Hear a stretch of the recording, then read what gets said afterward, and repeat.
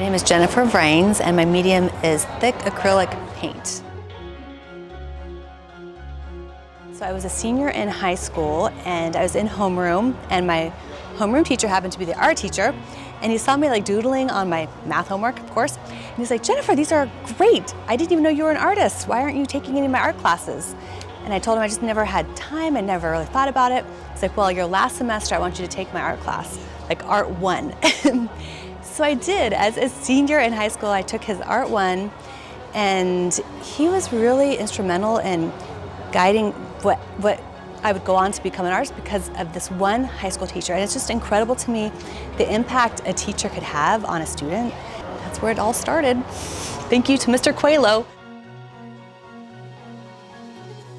So funny how before I look back and it was so realistic and oils and smooth, and then I graduated from college, and I was getting a little bored with that. I really wanted to do a painting where I can just kind of make stuff up, add trees, and I knew, and you could also recognize as an artist, like what speaks to you, like when you walk into a museum or an art gallery, like what are the kinds of paintings that you really love?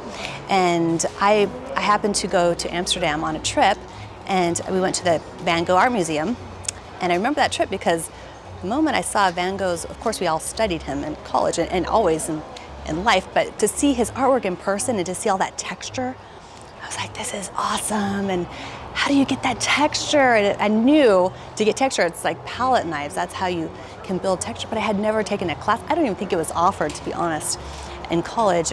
I'd never heard of, I mean, you know how to do it, but there's no one that really teaches it. So from that trip, I decided, you know, I want more texture in my paintings. Like there's a reason why I'm just so attracted to any kind of art with that texture and color, and then why am I not painting with that? Why is everything so smooth and perfect? And I was really kind of getting tired of perfect. And so the moment I came home, I went to the art store and just picked out every single palette knife I could find. And who knew there's hundreds of different shapes and sizes. It's like, what? And I didn't know which ones I would like because I was just trying to experiment. So I got them all and then just started practicing. And before long, I wasn't doing my figures any longer. It was pure landscape, and I was happy. That was like my soul. I mean, so much happier just being able to add a flower or add a tree, or, you know, have such freedom to paint. And then the texture kept getting thicker, and people wanted to touch it. I'm like, yes, I've succeeded. If they want to reach out and touch this texture, I'm like, yes.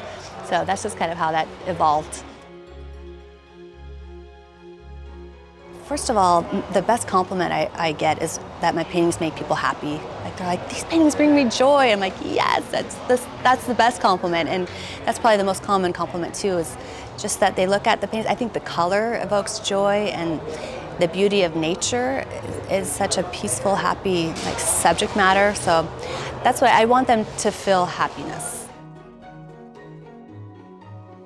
The show is such a one-of-a-kind show. There's nothing like it anywhere in the world. And I love it as an artist because, like most of these artists here, we're like the only artists that we know of in our little town, and we're creating art solitarily in our studios.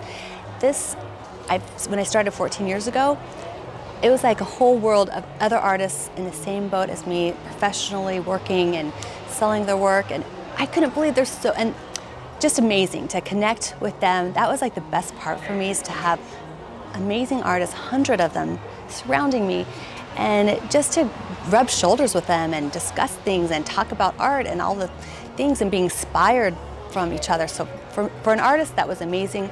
And then the other part that is so incredible about the show is just connecting firsthand with our collectors.